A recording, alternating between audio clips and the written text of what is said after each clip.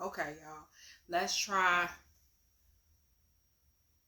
again. Okay. Close this. Because Facebook won't let me be great.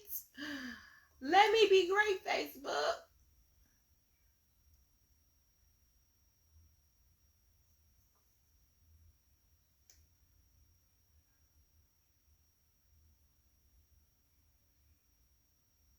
Okay.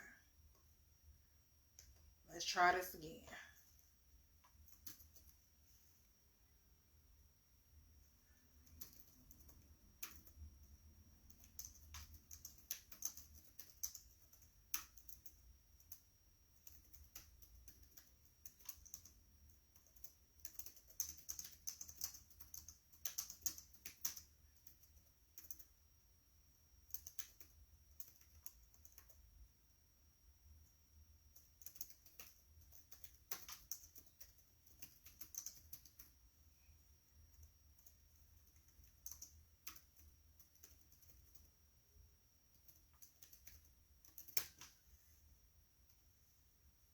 Okay.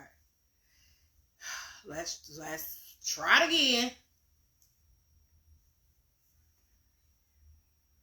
Cause they're not no fun. I feel like this is too high. Hold on.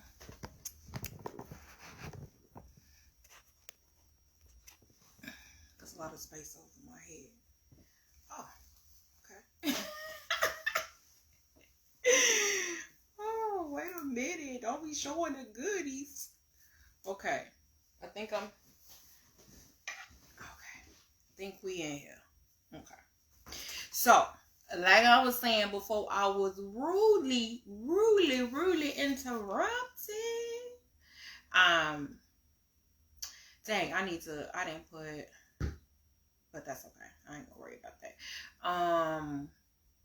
So we talking about Sinners, y'all. Okay, the movie, not Sinners like, you know, bad people or nothing, but Sinners, the movie. Ryan Coogler directed this movie, and he was a director of Wakanda, Black Panther 1 and 2, and I think he did Creed, both of those, or how many ever, I don't know, but he's done a lot of great, amazing movies, and this one is no different. It's a great movie overall. I gave it a solid B+, and it was a lot of nuggets as I dissected. I'm actually going to go back and watch it again, so I might give it an A once I watch it again. I want to actually take notes when I go, because all these notes that I took, and I took 2 almost 2.5 pages of notes, and that was just off the dome. That was off of me just like going back and replaying the movie in my head, and like, oh right, this. So this isn't everything, because this really would be a 5-hour video if I talk about everything, because from the cinematography to each of the characters to the symbolism to the ritualisticness of it,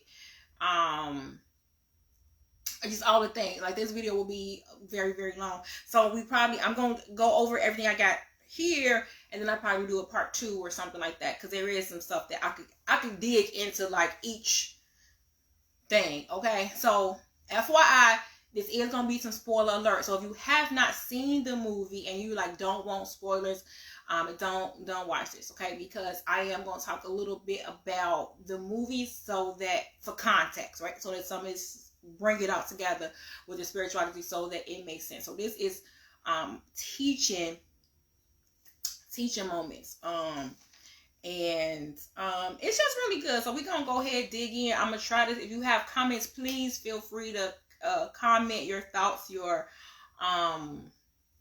questions, whatever, okay? And I got the live up so I can see if you say anything or anything like that. So we gonna start getting into it. So I want to start off with pretty much the opening of the movie, the first scene of the movie, where the indigenous people was chasing a vampire. That's pretty much like the open of letting us know. And we're gonna do something real weird because God is telling me to pull cards as I'm talking, so we're gonna be pulling cards too. But it's not gonna be the traditional read. But I don't know. I just go. We move with spirit, baby. Okay. So the indigenous people, the Choctaw Nation. So shameless plug. My granddad is a Choctaw. He's an ancestor now. He's an ancestor. But he descended from Choctaw tribe. His mom was a full Choctaw Indian, for that's what they were called then. On her census and what do you call it? Birth certificate. I think once they a lot of times they say mulatto or I can't remember. I got a whole thing, but and the mulatto came later, not in the beginning, but as she was older, they classify her as a mulatto, which basically was like we don't know. Basically was like Native American.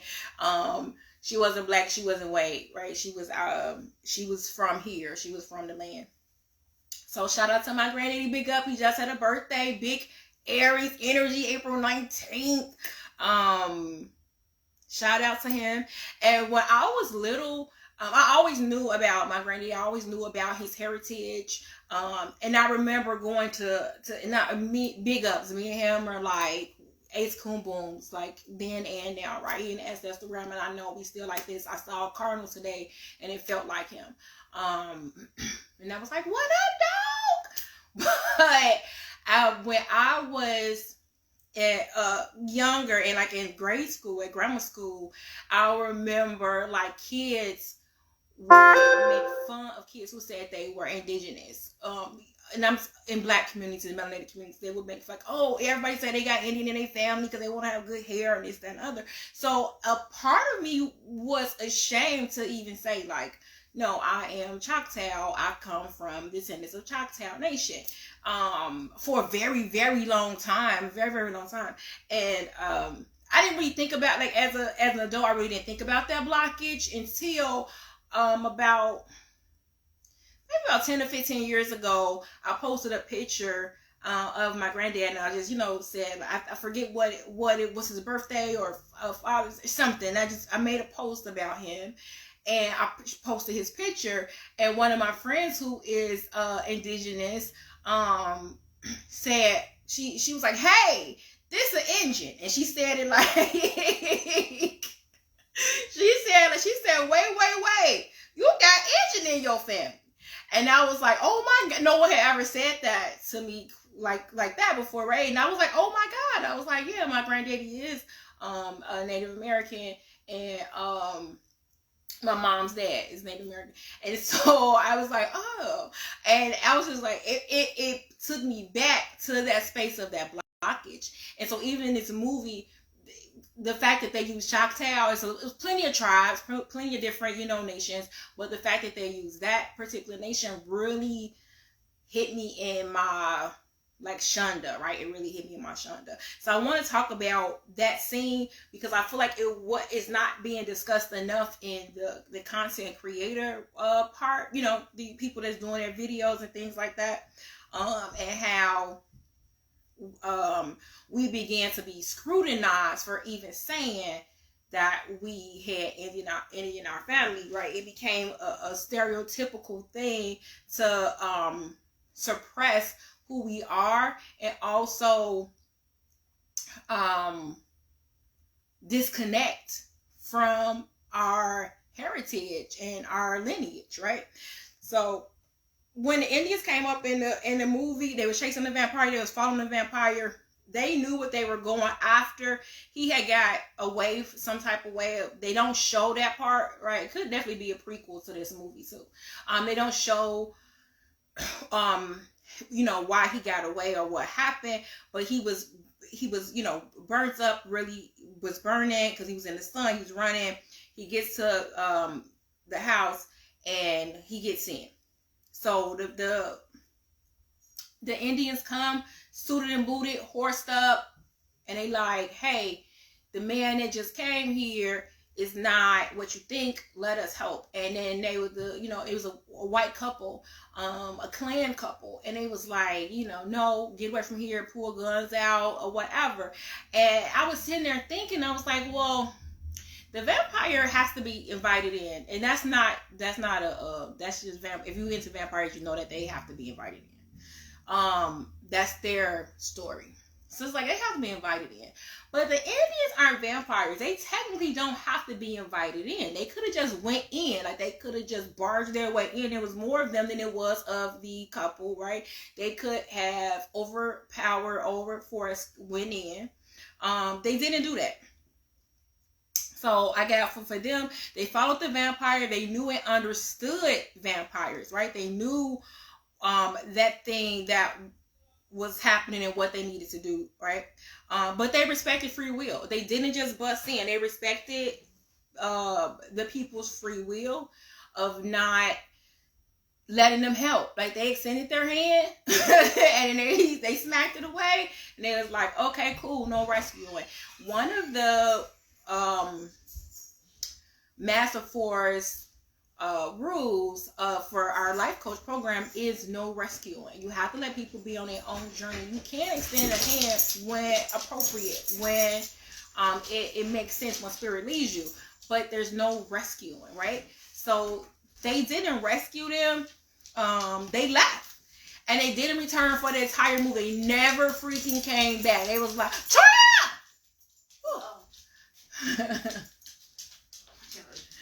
y'all both walk past so fast.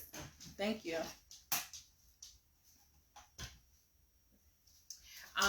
So they didn't.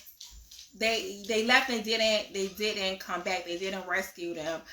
And what I felt about that, so I was like thinking, like, nobody talked about the significance, the symbolism of them leaving and never coming back.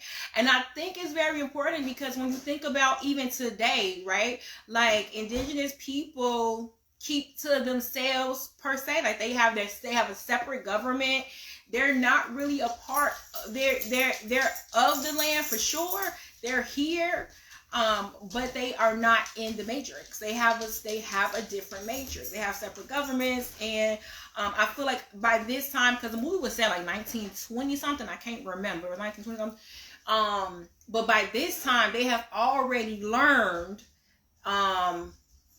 and have tried to help and rescue colonizers, right? And so I feel like they learned that that's not the way to go, and so they left. They lesson learned. They left. And they didn't come back, right? But he said something very important when he left. They didn't just leave, right? They blessed them before they left. They didn't rescue. They didn't overpower them. They respected their free will, and then they blessed them. They gave them blessings, and then they left. So that was so powerful for me, and because the blessing, I feel like, wasn't just for them per se, it was for the situation, because they knew what could possibly come from that, right? Like, they knew the destruction that this could have. So I feel like they sent out a blessing for that, and so they went on ahead about their business. And they did not ever come back. And it was a very short span of time. It was a very short span of time.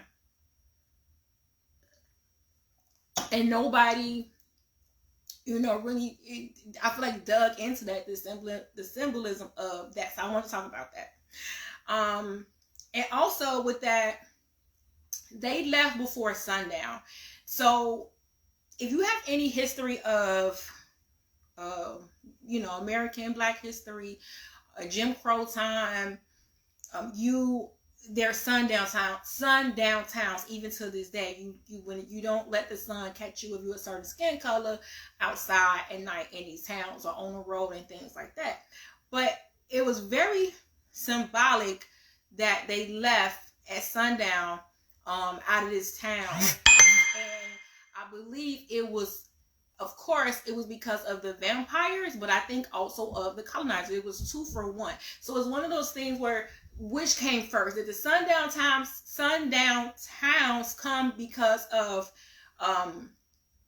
things that go bump in the night, or people that go bump in the night, right? Like, two things could be true at one time. And so I felt like that was a good semblance. And no way we talking about the sundown the sundown time was like, okay, the sun's going down, we got to get out of here. So as soon as that sun started setting, one of the Indians said, hey, the sun is setting, like, we got to go. And that's when, like, the main Indian, I guess, like the chief or, leader of that pack, gave his blessing, and then they left before sundown.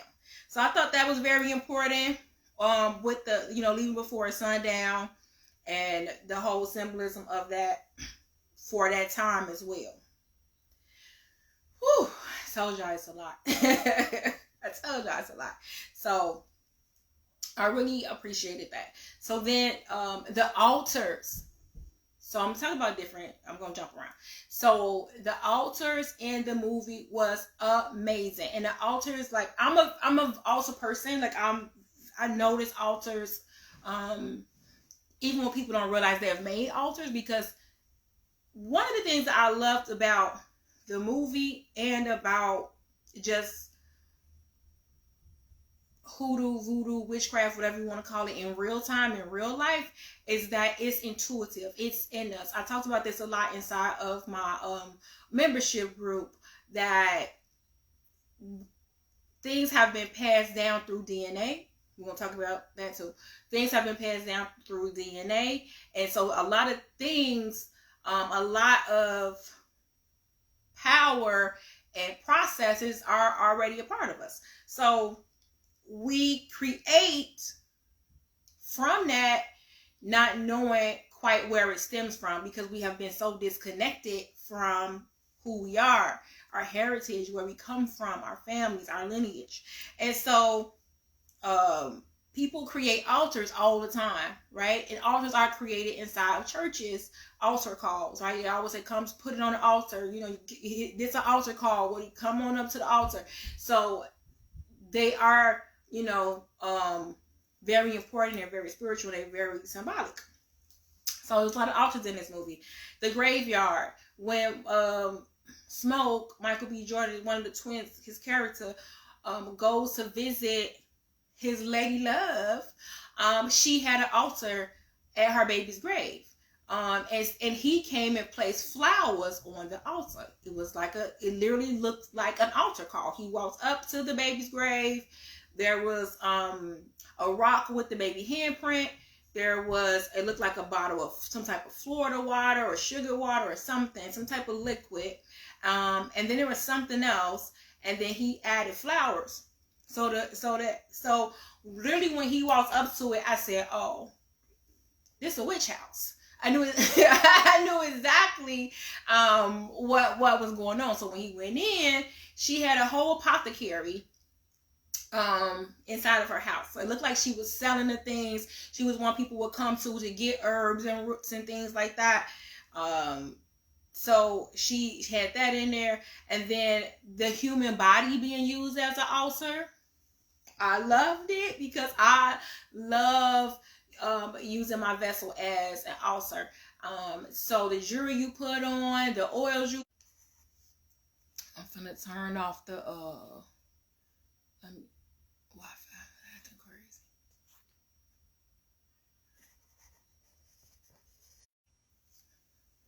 Okay. He has an altar. So the clothes you put on, the materials you put on, the oils you put on, the jewelry, the mojo bags. I'm gonna talk about this because I was like, okay, mojo bag. So, and it's two ways to use yourself, the human body, as an altar, and that's externally and internally. Even the tattoos that you have, the ink that you have, things like that, are us making our body an altar. So a lot of times we do things again without knowing these things. People get symbolism tattoos with like death dates and their mama's face and love mom and all this stuff, and it's literally an altar call. It's literally an altar space. So this was like really good. So they showed that in the movie. The Annie, I think her name was, the voodoo lady, the Lady Love of one of the twins. She adorned stuff. She had stuff adorned on her. She also cooked. She used her hands to do stuff, but she had an altar inside of her house when she had her workspace was all very, it was like, you know, also she had candles and she had herbs and oils and her Florida water, like she was getting it. And then in the kitchen, when they went to the kitchen in the space where she was cooking was an altar space. So a lot of times we don't know that we are practicing witchcraft and practicing hoodoo and voodoo, whatever you want to call it, wherever you're from, right? Depending on where you're from. Practicing it in the kitchen when you're setting up your food, when you're chopping your garlic and your onions and your fresh thyme and rosemary, and you got your music playing, and you may be drinking some water or some wine. Hey, Lucina. Yep, the sinners. So the kitchen space was an altar. She had altar space up in there, and then the doorway. The doorway was definitely a portal / altar because of the sign over the door, the way the sign was made, the colors that was used, the way the letters looked like sigils, was very telling, right? So that was very interesting. So they definitely use a lot of altars, a lot of portals, the doorways, windows was portals, to access not even outside, but to access inside. It was more of a symbolism of opening up yourself to outside entities, right? Because the colonizers had to be invited in order to trap your soul. They offered freedom to cage you. And so that's a whole it was so much, it's a whole nother tangent. So I want to talk about, so the altars was internally also the food that they were eating, right? And then when Anna said, hey, y'all eat the garlic, put in something that repels, again, outside forces inside your body. So being intentional with what we eat is very important. I teach that all the time. Being intentional. Everything has DNA, just like we do. So when you eat food, you're eating the DNA of the garlic, and the garlic repels the vampires. So they were eating the garlic. So using your body as an internal and an external altar. The gold and the wood coins. So both the gold coins and the wood coins to me were very important. And I heard people talk about the wood ones, but I wanted to break it down some more, because they were talking about the wood ones being, fake money. But it wasn't that it was fake money. They were real money. So the gold coins and the wood coins. Let's go through the gold coins first. The gold coins was a huge attraction to the colonizers. So when the man came to the house, the vampire came to the people's house, they wasn't letting him in. The clan couple was like, what's wrong with you? Like, they was asking him questions before they invited him in, and they wasn't really going. And he took the gold coins and said, I just really need help. And he showed them that gold, and they was like, come on in. So it made me think about money is the root to all evil. And this is something this is an affirmation that I feel like has been, overused, and we use it for blockages. But this not that. This is literally the discernment. So you have to have a lot of discernment in life, right? And so they were attracted to what sparkled. They was attracted to this money. And even the 1/8 black person, an octoroon, I think is what they're called. She was attracted to the gold, and that's how she ends up being able to basically infiltrate the black people, because she was 1/8 black, but she was the rest colonizer. And so she was attracted to that money. She was attracted to that gold, and she thought that she would be able to go and get the money. It was her privilege to go get the money. And her privilege maybe didn't mean a thing. didn't mean a thing. They went on ahead and made her a vampire, and then it kept going. So they were attracted to the money. So, and it was something specifically about that gold money that they kept showing. It was ancient money. It was very old.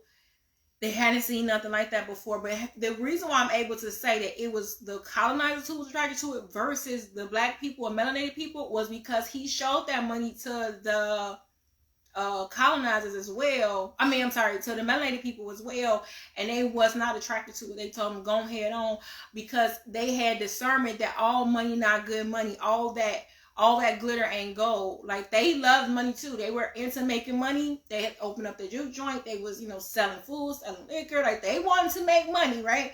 But they understood that the repercussions of them taking their money, even if they didn't know that they was vampires, just thought they was just colonizers, clan members, the repercussions would outweigh that money. Because one of the brothers said, what happens when somebody looks at that white woman or steps on her foot or him, now he's in here shooting, black people or whatever, bringing people back. So what happens then? So they were able to I must be old. They was able to discern and look at the bigger picture than just the money. Okay, so that's what the gold definitely symbolized to me. The root to all evil was through these gold coins. Now the wood coins are very, very interesting, right? Because what I thought about today when I was taking my notes, think about this. My granddad used to always talk about funny money. Like, he don't want no funny money. Don't play with nobody with no funny money. My granddad was a gambler, so he would be like, we don't play with funny money. Any game that you played that wasn't with cash, he didn't want it. Even if it was Monopoly money, like it come with the game or whatever, he was like, yeah, no. Let's get the money on the table. So it put me in mind of that. But what was important with the wood coins was that it was plantation money. So it wasn't that it was fake money. Right? It wasn't fake money.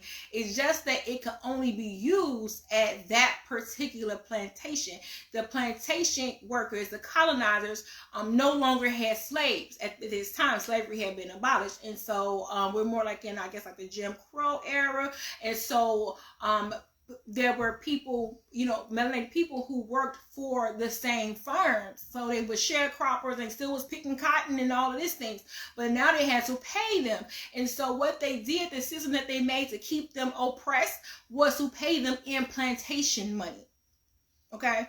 And so that's just like a Target credit card. You can use a Target credit card at Target, but you cannot use Target credit card at Walmart. Okay, and so it makes a cycle of poverty, and you actually aren't paying the people. You are just getting it right back. So if you work at, like, Rainbow, and they give you a 50% discount, and then you go and buy all of the products from them, you are basically working for the products, right? Because you want to get the discount. So that's kind of the start of this thing, when they had to make a pay system for melanated people. So they got paid less. They got paid in plantation money. So when they went to the juke joint and they were they were paying for their drinks and stuff, a lot of them didn't have the capital. They had funny money. They had plantation money, and they would say, oh, I have these, right? Like, you could go to plantation, let's say, Target. You go to plantation Target, and you can use them there. So they basically was taking like gift cards that you only could use at that store, or credit that they could only use at that plantation. So the brothers had a little tiff about this, because they were saying like, well, he was like, we can't do nothing with this. They gotta pay, money. And the other brothers on the other hand, like, man, this is what they got. Like, this where we at. This this what they got. So he was like, he was trying to build community. Smoke was trying to make money. So they was kind of bumping heads, but they was able to like, kind of work it out, where they went on ahead and they took the wood money just for that night, because it was a grand opening and things like that. So I thought that was very interesting. People were saying it was fake money. It wasn't that it was fake. It was just a system that was created to keep melanated people working for them in poverty. Because if they made money, they could leave, right? They could start their own thing. So they didn't want that. They wanted to keep slavery in place. And what they did was just find another way to keep slavery going. Okay. The Asian family, let's talk about it. This was very interesting to me too. I really dissected this today too. I was just like, and even while I was watching, I just was like, this is a very interesting part of the movie. Kudos to Ryan. The more I think about the movie, the more I analyze and dissect it in my brain, the more I'm like, kudos to him. Because at first I was like, about the movie. Like, I thought it was a good movie. I thought the cinematography was great. I thought the acting was great. But the storyline, I was like, But then as I keep dissecting, it keep playing over my head, I'm like, oh, that was genius. Oh, that was actually genius. And so the Asian family was actually genius. So the first thing about the Asian family that I noticed, that they definitely was in the community. It was in the black community. Their stores, plural, were in the black community, right? And they were very, the husband and the wife, they knew the twins. They knew Smoke. When he came in there, the Asian man was very happy to see him. You could tell they had a good camaraderie. And I would dare say they was, good associates with each other. The wife also was, to me, from the very beginning, she was the one that was a little bit more uncomfortable. Or she was the one that was more transactional. Yeah, she was uncomfortable too. But she was more transactional. So she wasn't as friendly as her husband. Okay. So, and they had a daughter. The daughter did not talk. She stayed and kept looking out the window, like watching people. And it was a point, like, the cinematography was so awesome, where Smoke was driving away and she was just standing there like watching him, right? And so it really put me in the mind of Asian stores today. They don't speak to you, right? When you go in the store, they're not saying, oh, hey, how you doing? They don't do none of that. They watch you. Like, that's always been the thing in the black community, where like, oh my God, why are you following me around? Like, they super like, quiet and watchful of you. And then she only spoke to her mom. I don't remember she spoke to her dad or not. I can't remember, but I know she definitely spoke to her mom after her dad told her to go to the other store and grab her mom. So they had two stores in the community. They was across the street from each other. The husband was working one, and the daughter and the mom was over there working the other one. They did not have any black employees in that store. Family ran store, and it was full of us in there shopping and buying. I think that was very symbolic of, the importance of how even the Asian culture became very intertwined with us, with ours, and the hierarchy power plays that were put in place by colonizers, right? So they had two stores cross street from each other. They were very the wife was very transactional, and I feel like because of the camaraderie that Smoke had with the husband, he invited them to the cookout, and We gotta stop inviting people to the cookout, yeah. Like, when I was watching, I was thinking, why are they staying? Like, he bought that stuff, right? Like, so he bought things from them, and they came and brought it, and they made the sign.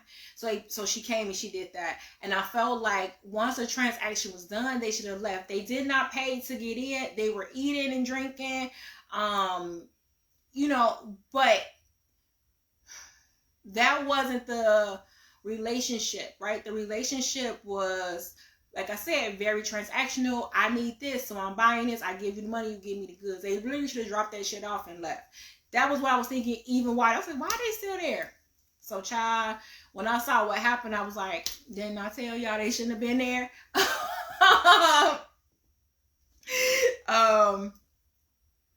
So it was invited to the cookout. So there were signs that the wife was uncomfortable while they were there. The husband was having him a good funky time, okay? The husband was having him a good funky time, and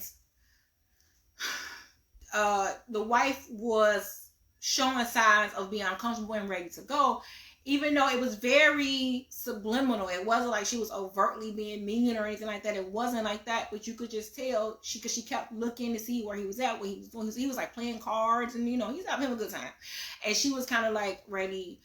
I'm just, from what I could feel, she was ready to go. And I feel like now I'm sitting here thinking more, because to me the theme of them inviting them in or even going out was the freedom that they thought they was going to. So her husband ends up leaving to go get the car because she was ready. I think everybody was leaving at this point. Everybody was leaving, but she was ready. She had been ready to go. And I feel like he got caught up with colonization because he was running from her. Even though that relationship, like when you watch the movie, they didn't have a bad relationship. It wasn't, bad, but she was a little bit tougher. She was kind of tough. And so that just made for an interesting dynamic. And now I'm playing it in my head, and him walking out that door was him really walking away from her. So that was interesting. But she was uncomfortable. So she used hoodoo resources and expected the Black community to fight with her. That was crazy bananas to me. Crazy. Right? So when I say she used hoodoo, Annie had laid out what they needed. So to gather everything. So everything was like on the counter. She had like put stuff together. She had, gathered the resources. We need garlic. We need all the wood. We need the silver. We need the holy water. So she was, she was gathering the resources. She was gathering the hood. And it wasn't just for her. She was like, hey, this is what we need. Let's go. Let's get this stuff. And there's a point in the movie where the, what do you call it? The Asian woman, I'm sorry, y'all remember names. The Asian woman went to the hoodoo table and she started like japping out. Like she's like, oh, we need to fight them. And she's going to the hoodoo table. And maybe she don't know shit, okay? She just going to the hoodoo resource table and picking up shit because she like, we need to do this, we need to do this. And it instantly put me in mind that she want Black people to fight for her. Right? Because she kept saying, you're warriors and you're this and you're that. And they were like, hey, we finna wait till sun up. Like, we not going out there. We not letting them in. We waiting till sun up. And she invited the colonizers into the Black space. And I was just like, told y'all not to invite this bitch to the cookout. She invited them to the space, and they had to fight. And so one of the things that actually happened in real time is that Asians were making videos on like TikTok asking where the Black people were, why the Black people wasn't protesting and things like that. And it was so weird to me. And then watching the movie, I was like, Okay, they've been doing this. Right? This is part of history. We show up and we show out. And so everybody loves to use our resources. Everybody loves to sacrifice us, because she could have walked out. She could have left. She did not have to invite the chaos into the black space, right? But she sacrificed her black friend. She sacrificed. She basically threw them under the bus. And you know, and she, of course, she got ate. She ended up getting killed, burnt up, whatever, as a vampire. But so she got colonized. But yeah, so she sacrificed her black friends. It was just crazy, because she was very scared and fearful. And she sacrificed others to save herself. Well, she really didn't save herself. She just threw everybody under the bus. It was crazy. And I felt like they knew what she was finna do. They was trying to cover her mouth. And I was thinking that was too passive. And so a lot of times the passivity of some of the melanated people showed up too. Because I'm like, knock her out. Like, maybe knock her clean, baby, to the dome. Maybe I would have hit that front tuba, whatever. Maybe she wouldn't have said nothing till 2 more days. Okay? She wouldn't have said nothing for 2 more days. So the passivity of so they were like trying to help her cover her mouth. She bit his hand and she said, "Come on in, mother." And she invited the colonizers into the black space. It was not her place. It was not her house. And so you have to be careful of who you let in your home, that you think is your friend, just because they're not a vampire. They can open doors, your portals, to other people and to other entities. So you have to be careful. That's why, like, a lot of people, especially melanated people, are very, you know, it's in us. We don't just be opening our home and our doors. We're like, who that? Who told you to bring somebody with you? Can I bring Lil JoJo? Cause Lil JoJo cool. I don't know Lil JoJo. Who his people? Where he from? Where you done found Lil JoJo from? No, JoJo can't come to the party. Like, we're very, like, particular. You know, when you ask a question, who all over there? Who over there? These are important questions, because this lady invited colonizers, vampires, into a space that was not hers to do. So we gotta be careful with who we let into these spaces. I'm gonna get a card. Let's see what we look at. Let's see what.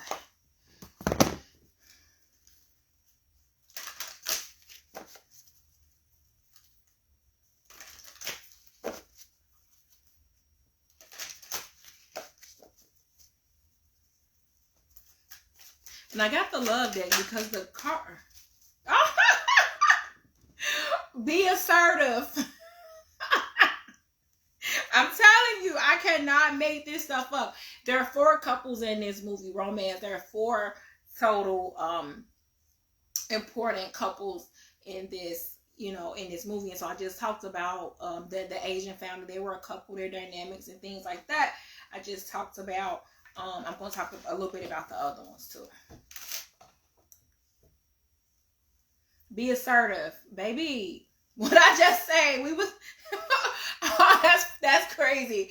Like, we cannot be passive. This isn't the time to be passive. And there's a difference from being passive and being quiet, right? Like, you could be still, you could be quiet without being passive. Passive is like what I said. Like, she should have been knocked out. Like, she should not have been able to talk. Like, her lips should have been busted. She shouldn't have been able to say nothing, because it's not your space. Maybe you gonna sit down or you gonna go out there with them, okay? Music. I love music. So music was huge in this movie. It was all about the music, right? Even more so than the hoodoo was a conjuring, okay? And the music is a very conjuring source. And so Sammy, who was like the main character, or one of the main characters, was a conjurer. This was all about him, the vampire. They wanted everybody, but they wanted his DNA because he, I feel like he had an old DNA I'm gonna talk about him a little bit. I feel like he had an old DNA, very wise DNA, and so they wanted that, and so he was a conjurer. He didn't know that he was a conjurer. I feel like his dad knew, because maybe his dad was one too, like, and his brother, the dad's brother, who this twins dad, who they ended up actually killing the daddy, but he was a conjurer as well. He was a musician. It definitely could be a prequel. People keep talking about a sequel, and I'm like, no, we need a prequel. So I feel like his dad, the music, okay. So his dad was a preacher, and he was like trying to rebuke the music that was in his son. And I think he was doing it out of fear. I always talk about, church people and being indoctrinated and doing things out of fear, because, especially during that time, right? Like, your power will get you killed by colonizers, or like they want what you got. So they trying to, suck your blood because they want what you have, right? And so it was very dangerous, and they had been indoctrinated to fear their power. So for your son to be showing this musical power that seems to kind of run in their family, probably, not even say probably, he did, it scared him. He was like, you're a sinner, you're going to sin and don't go, and, but the music, the conjuring was very important, because it's a powerful tool. I have a lot of musical tools. I'm not a musician, but I have a lot of powerful tools. I do know how to play the keys a little bit, not nothing major, but I know how to tinkle tackle on them. And I have a lot of musical instruments. I'm drawn to music. I don't believe I'm a conjurer per se, but I do feel like I know how to vibrate and move energy with music. But he was able to play music, and that scene was so powerful and so beautiful when he after his initiation, because he was being initiated, okay, so there's a lot of initiations going on with him as a young man. He got chin-checked by an elder. His cousins were older than him, and they, because he had wanted to drive, and he was like, man, I'll let you, if we get through this night, and this is before anything happened, I'll let you drive, back or whatever. So he was being initiated, like, driving, being able to play the music, and then sexually as well too. So he had been through these initiations, and he played the song. The elder gave him the space to play, right? Because the elder was a musician too. He was a conjurer too. So he gave him the space to play. And because of the initiations he had just went through, baby, he played that thing. He played that guitar, baby, and he sang. And that was like he got an old voice, an old blues voice for this young man. He probably was in his early 20s, probably even late teens. And he sang, and when he sang, the roof caught on fire, and immediately I started going, the roof is on fire. We don't need no water. Let that mother burn.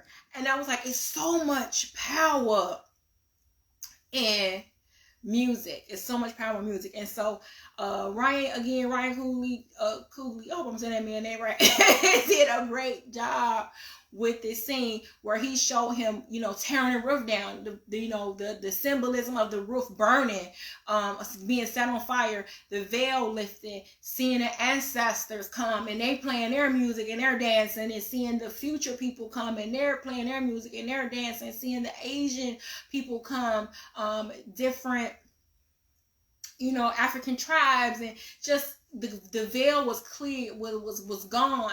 So time and space didn't matter in this moment. It was all happening at one time. Everything was happening all at one time, and it was really powerful, and it just really showed the power of music. And so one of the things I have always said during my travels is that music, love, and numbers are universal.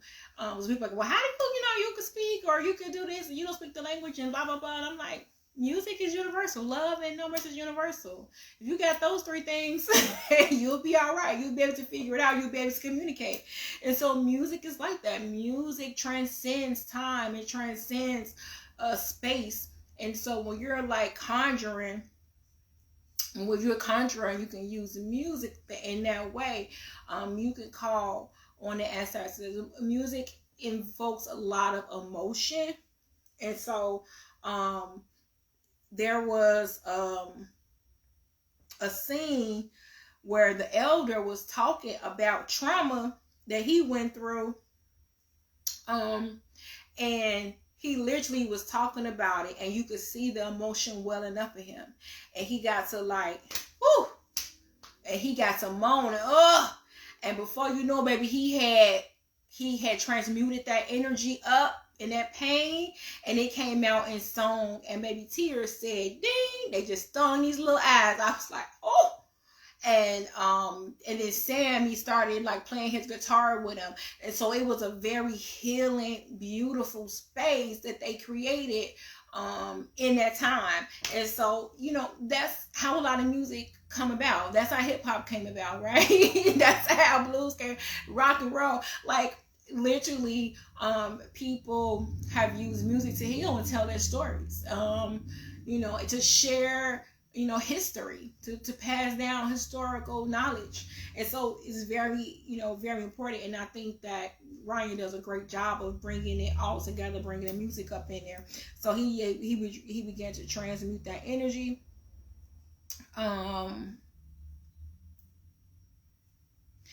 When he wrote, so when they, in that situation, how it started, they had, how he got into his feelings, the elder, they rolled past a chain gang, and he told them to keep your head up. And that was very important, that him saying that to them. And so Sammy said, hey, you know, which one of them do you know? And he said, I know all of them. And it just went from there. And then he got into his story, he talks about it, and he was able to transmute that energy that he was feeling, that pain, that trauma, into energy. And so a lot of times when I am, you know, around people, or when I'm coaching people, I pay attention to body tics and body movements and things like that. Everybody has a baseline. Me, I talk with my hands, so you're always gonna see some type of movement. So that's pretty much my baseline. So some people have, you know, everybody has a baseline, but then you watch for things. You know, if they're folded, if they're trying to comfort themselves, if they're soothing themselves, if they're trying to get the pain out. Also, it reminded me of emotional freedom technique, which is a tapping thing, modality, exercise that helps to move pain and trauma out of your body. Right? And so when he got to hitting that leg, when he got to and moaning and groaning, he was healing himself. He was getting that stuff up out of him. But his vice of choice was alcohol. He was an alcoholic from the trauma. So he drank and he sang. That's what he did. And I'm sure, like, he was he's one of my favorite characters in the movie, because I feel like a lot of people can relate to him in some type of way. Like, you got an uncle like that, like, you know, you see, my granddaddy used to drink and gamble, so like you can feel the energy from his character and like what he was going through. So that's, you know, how the music was very healing, and how it was portrayed in the movie. So Sammy was the conjurer, and he was like really good. You know who else had a good, it's a lot of good singing, you know, I love a good musical. Or even it's like a good song in a movie. But Tyler Perry, when he did I Could Do Bad All By Myself, and then at the end she sung that song, amazing, and you could feel, help me on my journey, help me on my way. And she was singing that song, and you could feel that she was singing from trauma, from pain, from circumstance, from her spirit, her soul, her shanda, and she was moving some stuff. Some things was happening and shaking. Color Purple, when she, you know, went back to church and she sang that song to her daddy, and she was like, "Daddy, sinners need love too." But she sang that song from trauma. She sang it from her pain, and it's a different type of feeling and emotion. And if you are around that, or even like watching that, you can feel it, because they're transmuting that energy, so you can feel it as well. It probably touches you. Even when you go to church and they're singing songs. If it's somebody up there that's singing maybe from that pain, and they hitting it, they you like, yes, like crying and everything else. That's the power of conjuring, right? That's a power of healing, of using music to heal. So he was lifting the veil. He transcended time, space, and he was bringing all the ancestors, the new ancestors that ain't even been born yet, the ancestors that were, already on the other side. Everybody was coming. Everybody was ready to party when he was singing that song. When he was singing that song, everybody was ready to come. And if you go out and you listen to music, you could be sitting there and that song all of a sudden, because whatever frequency it's on, you get the little bopping, you might, you know what I'm saying, you might feel like you need a little twerk or something, like you feel that thing. So that's like what Sammy was bringing, that energy and that emotion with his conjuring. So he was like bringing the ancestors. I felt like he was an old soul. I felt like he was what we would call, you see little kids like, "Oh, you an old soul. This baby been here before." I feel like that was Sammy. He been here before. That's why they wanted his DNA so bad, because he had old lineage DNA, powerful. And if they could just get their hands on it, they would get more knowledge. And of course, he would be trapped. And so he wouldn't have access to it the way that he does, in present. He wouldn't have access to it, but they would have access. The vampires would have access to his knowledge, his DNA, by sucking his blood and getting all that information. So he had church ties. He was raised in the church. His daddy was a pastor. He definitely had a lot of church ties and a family of musicians, because he found out that his uncle, who was murdered by his cousin, played the guitar, and the guitar he actually had was his. It was his uncle's guitar, and the guitar was very symbolic. It wasn't made in a regular guitar way. I actually have a guitar. My son has a guitar. I'm like, our guitar don't look like that. It was made. Well, guitars are made with wood and strings, but his had metal on it as well. So he had the ultimate weapon, right? He was conjuring with the ultimate weapon of wood and steel, that the vampires didn't, they didn't like that. So let's get a card, because I want to talk about the couples. And I'm getting off of here. I knew it was going to be a long live, because there's a lot of stuff in that movie. Opportunity. I love that. One more. Compromise. Okay. Interesting. So I love that. So we got be assertive out here. We got opportunity. And we got compromise.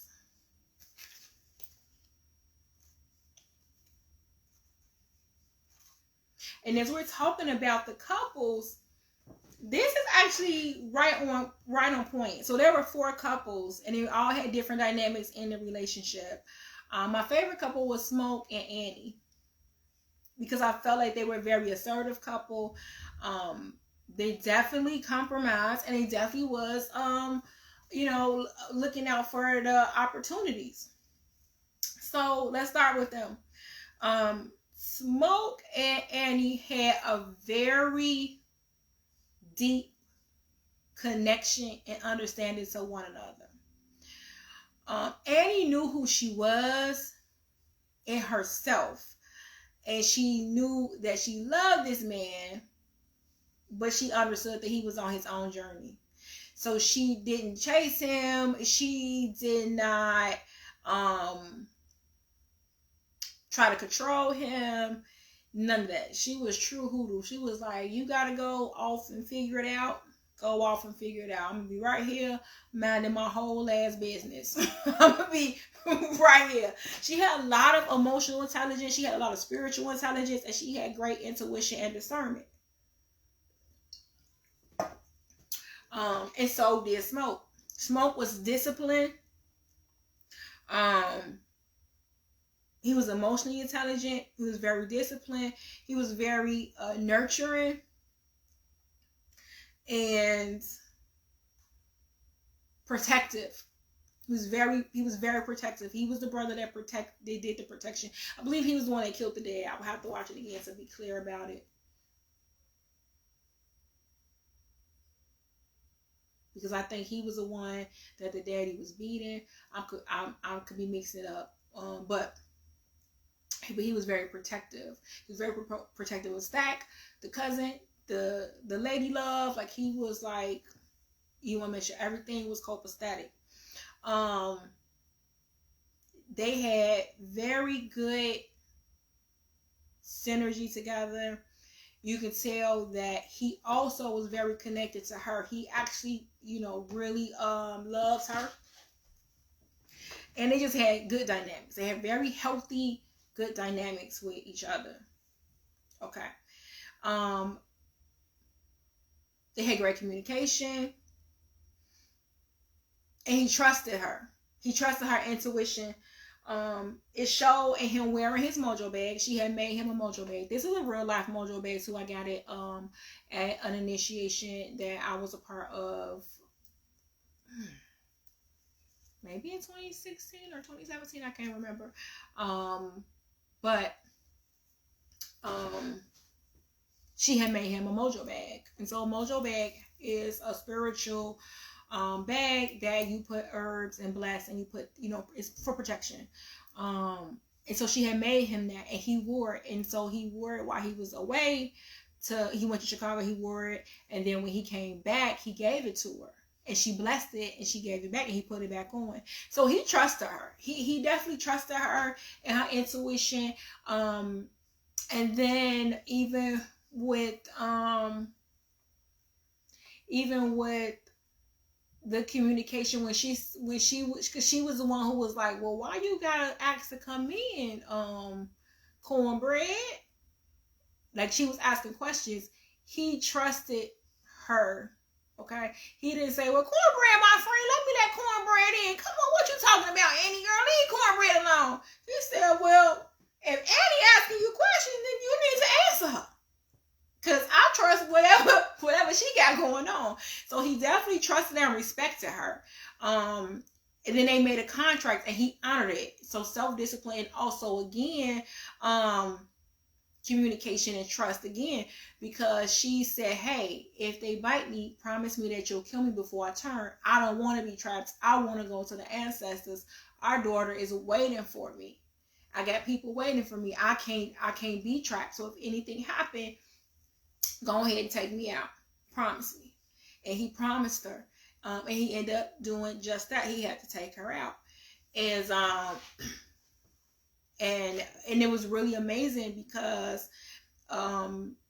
sometimes in relationships and in life, we have really hard contracts. Some of the hardest contracts we have are in relationships and in romantic relationships. And to honor those, even you're like, oh my God, he killed her. Maybe he could have found a way or something like that. But no, he honored his contract. He had a spiritual partnership with this woman. Like, they weren't just lovers, they were spiritual partners. And he honored his contract with her.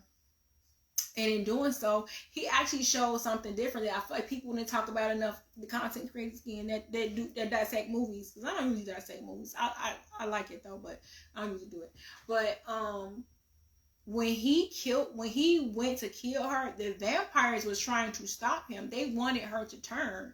So they was like, wait, what is he doing? And like, it did something to them when he killed her before she turned. It was a whole like thing. Like a froze moment. It was like, oh, because one, I feel like she was very powerful, very smart, very intelligent, and had a lot of knowledge. Her DNA was very powerful, very strong, and they wanted that information, right? So when you choose death over entrapment, you know, vampires can't understand that, right? They're like, wait, what? What's happening? Why would you make that choice? Why would you make that decision? Because most people choose entrapment. They want to live. They want to keep living, even if they're living in hell, even if they're living in you know, trapped inside their own body. They want to live. But she had the knowledge to know, like, no, there's life after life. I have, you know, the veil is gonna lift. I'm gonna take my ancestor walk. I'm gonna go be with my baby. She waiting for me. So she had that knowledge, and so they definitely wanted that. So that couple had great chemistry, great physical attraction, great communication, great respect for each other, and love, right? So let's talk about the other brother and his wife.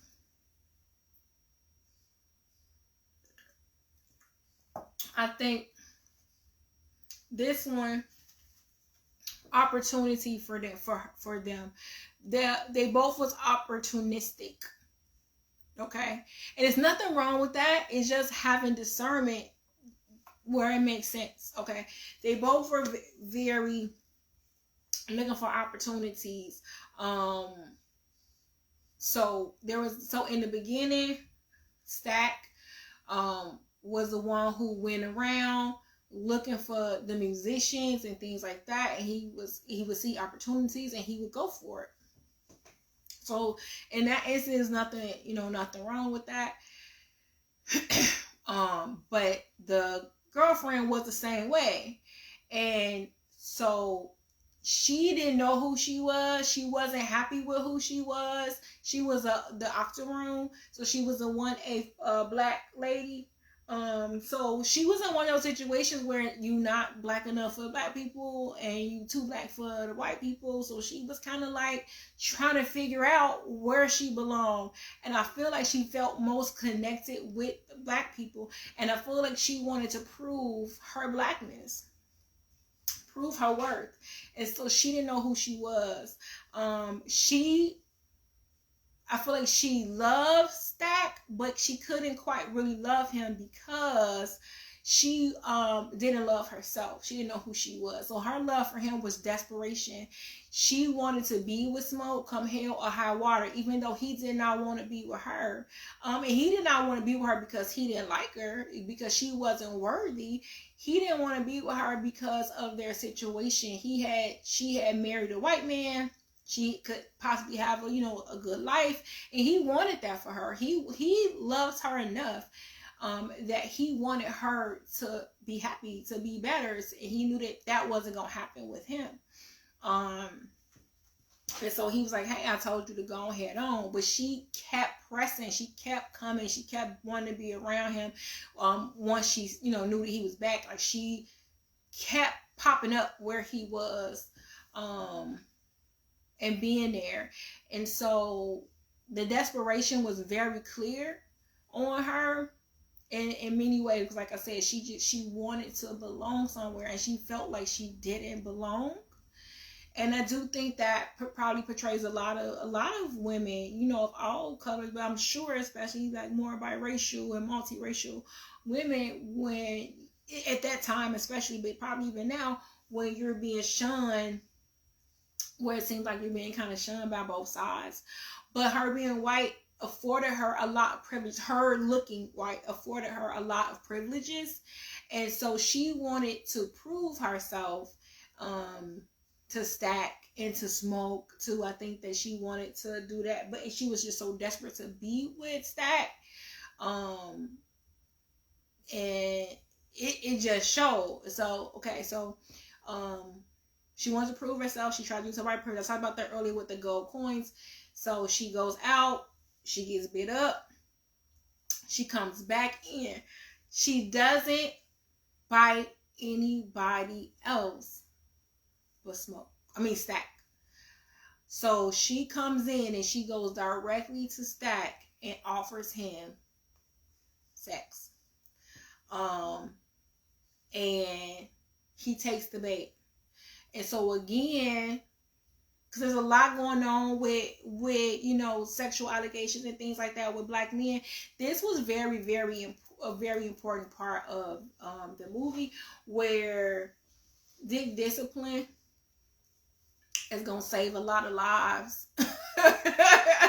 And black men, melanated men, are gonna have discernment and have some discipline, because women are very powerful on both spectrums. The power of the pussy, right?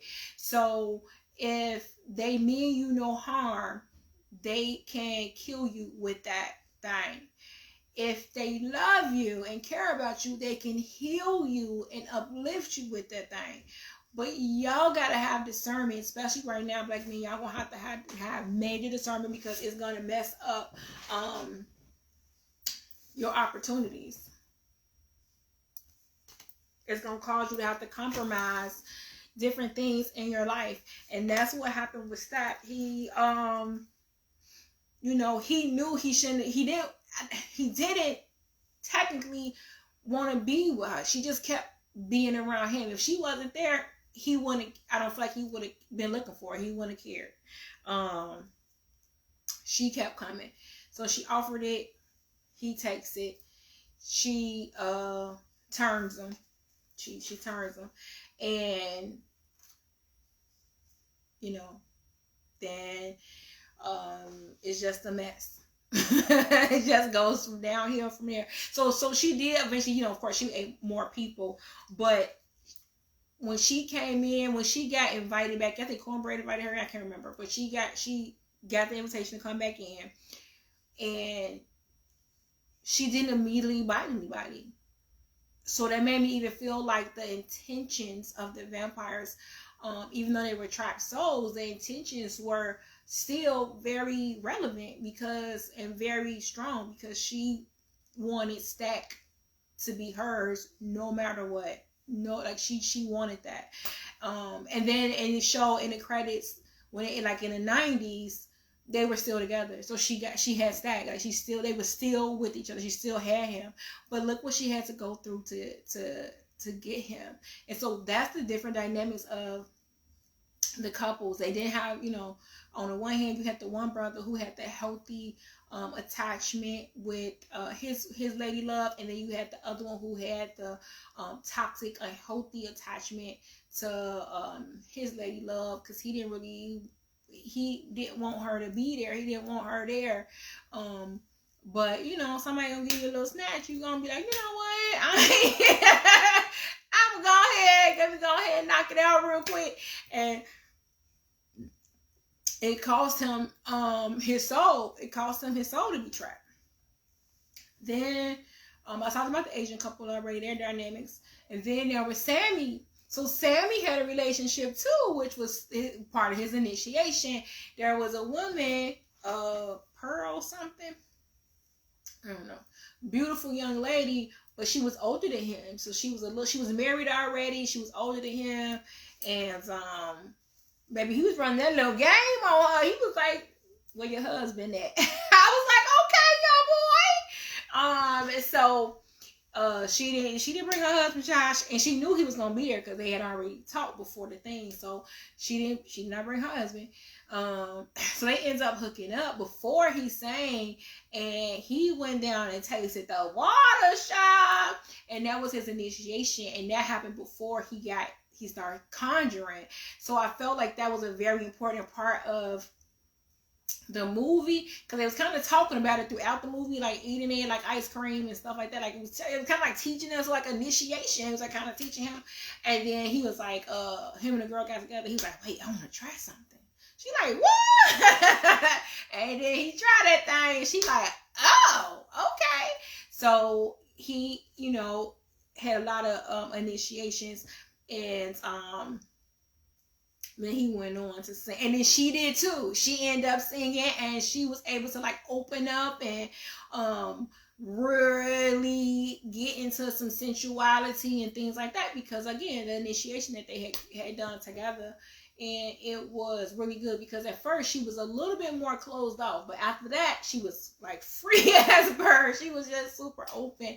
So that part was really good, and I love it. I could talk about the couples and break that down like in a whole another thing. We could talk about leadership. We could talk about community, and even because everybody had left. Oh, there was another part I don't think people talked about enough. I'm gonna end on this. So, they had got rid of. All the vampires was out. They had tasted the garlic.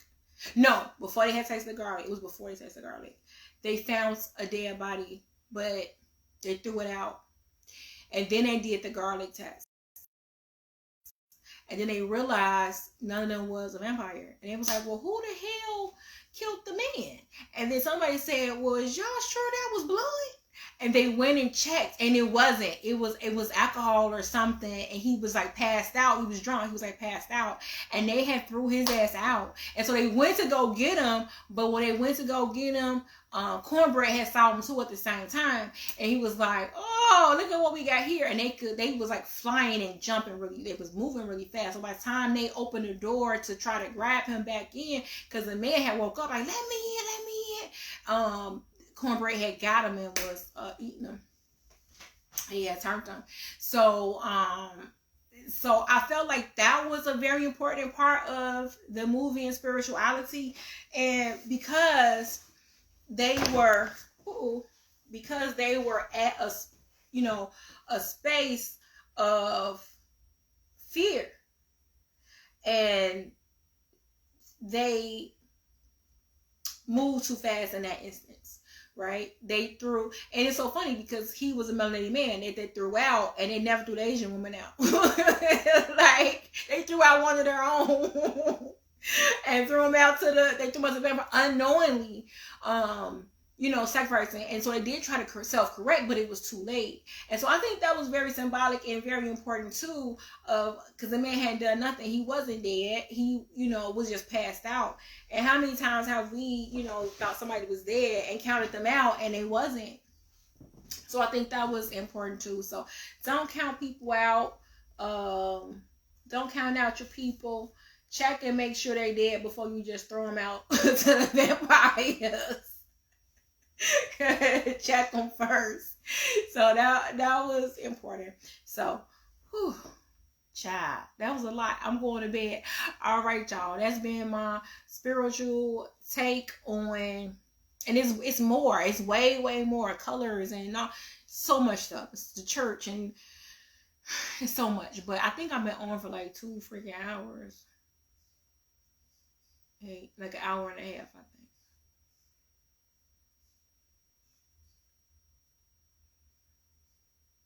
A little chocolate forehead. It just be in the sun. Okay. All right, y'all. Y'all have a good night. If you have any questions, let me know. Again, we got to be assertive, opportunity, and compromise. And so I like that, the compromise at the end of the opportunity. Be assertive, get the opportunities, but be open and willing for conversations and communication. And you may have to give a little to get a little, okay? So this is a good word for today. And I'll talk to y'all later. I love y'all to life. Peace.